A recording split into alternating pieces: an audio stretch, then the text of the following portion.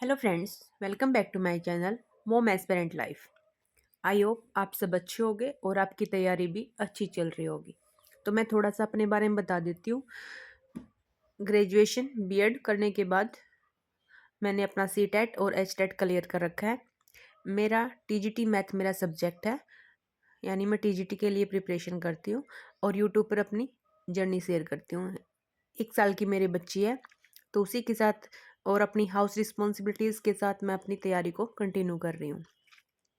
और मेरी जैसी मेरी जो फ्रेंड हैं, जो गिव अप करने की सोच लेती हैं, डिमोटिवेट हो जाती हैं, बस उन्हीं के साथ अपनी जर्नी शेयर कर रही हूँ, ताकि कोई भी डिमोटिवेट होकर स्टडी को ना छोड़े।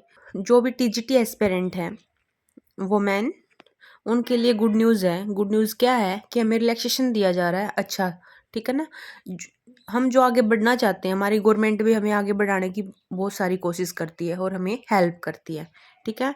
तो ऐसे ही केवीएस में हमें क्या किया गया है, सभी वुमेन्स को all category for teaching post 10 years, 10 years का हमें रिलैक्सेशन दिया गया है, ठीक है ना।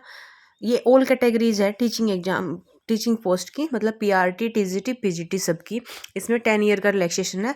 और जैसे एससी है, ओबीसी है, इनको फिर अलग अलग से 3 ईयर का, 5 ईयर का, इस टाइप से दिया गया। अगर आप भी 30+ हो चुके हो और आप ये सोचते हो कि नहीं, अब तो मेरे पास कुछ है ही नहीं, अब मैं गवर्नमेंट जॉब नहीं मिल सकती, मेरे को तैयारी करने का कोई फ़ायदा नहीं है, लेकिन ऐसा नहीं है। पता नहीं कितनी सारी लेडीज़ 40+ जाकर लगती हैं। 10-10 साल उनकी स्टडी को छूटे हुए हो जाते हैं और फिर वो स्टार्ट करती हैं। किसी को 12 साल हो जाते हैं, किसी को 15 साल हो जाते हैं, और फिर भी जाके वो स्टार्ट करती है और सक्सेस भी मिल जाती है उनको। तो आप ये मत सोचो कि आप 30+ हो गए हो तो अब भी आपके हाथ में कुछ नहीं है, बल्कि सब कुछ है अभी तो आपके हाथ में। अपनी स्टडी को कंटिन्यू रखो, बस गिव अप मत करना, पढ़ते रहना। वैकेंसी आनी है, हमारी केवीएस की भी आनी है, ईएमआरएस की भी आनी है, DSSB की आनी है, ठीक है। बस आप अपनी तैयारी को कंटिन्यू रखो। अगर आपका सीटेट नहीं हो रखा तो पहले उस पर फोकस करो, क्योंकि उसके बगैर कुछ भी नहीं है।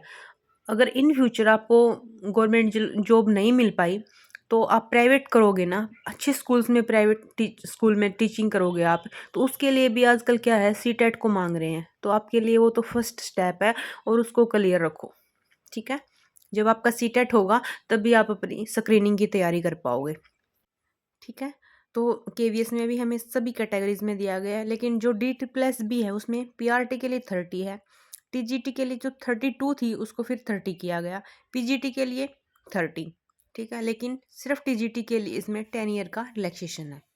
यानी आप जनरल कैटेगरी से हो तो आप 40 ईयर तक अप्लाई कर सकते हो टीजीटी पोस्ट के लिए DSSB में। अब ईएमआरएस की बात कर लेते हैं। इसमें भी ऑल कैटेगरी वुमेन को only if applying for TGT post, मतलब इसमें भी सिर्फ टीजीटी पोस्ट के लिए आपको क्या है, रिलैक्सेशन दिया गया है 10 ईयर का।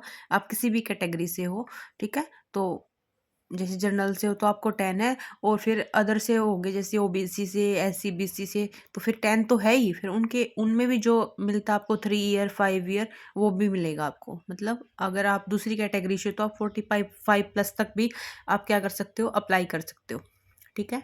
तो आप छोड़ना मत स्टडी को, अपनी स्टडी को कंटिन्यू रखो।